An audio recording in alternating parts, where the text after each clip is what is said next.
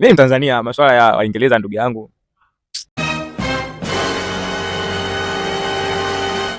Eyo, bana mambo vipi mwanafamilia wa Salam TV?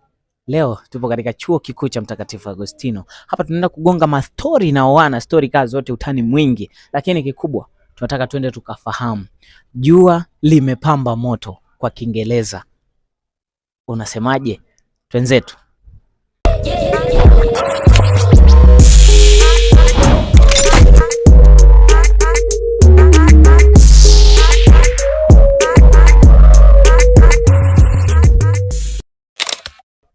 Bro, mambo vipi?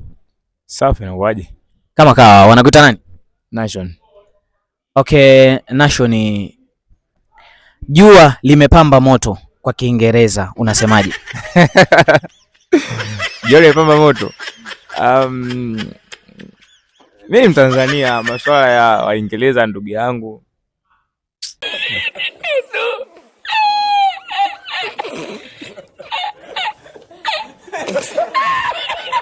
Pengine unaweza ukajaribu, yani unajaribu hivi kwamba jua limepamba moto. Ndio namwambia sasa, yani mwanao pengine ameenda international schools amerudi. Unaona? Ndio wewe sasa jua ni kali. Yani unamwambiaje? Jua ni kali. The sun is hot. Something like that. The sun hot. Sun is hot. Yeah. Jua limepamba moto ni Kiswahili. Kiingereza chake?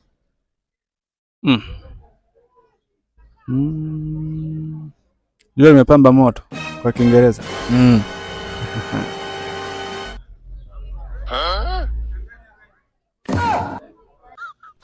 no. The sun is on excess. The sun is on excess.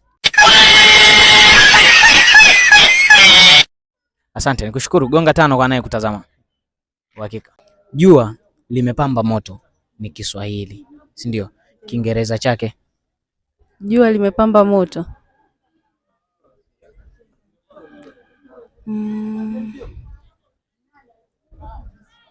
Jua limepamba moto. Kiingereza chake yani kiufupi naweza kusema tu labda the sun has arisen. The sun has arisen. Yeah.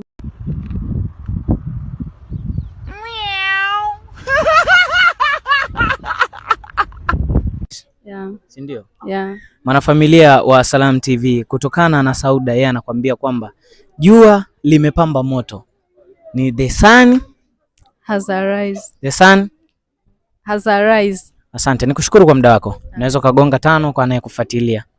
Asante.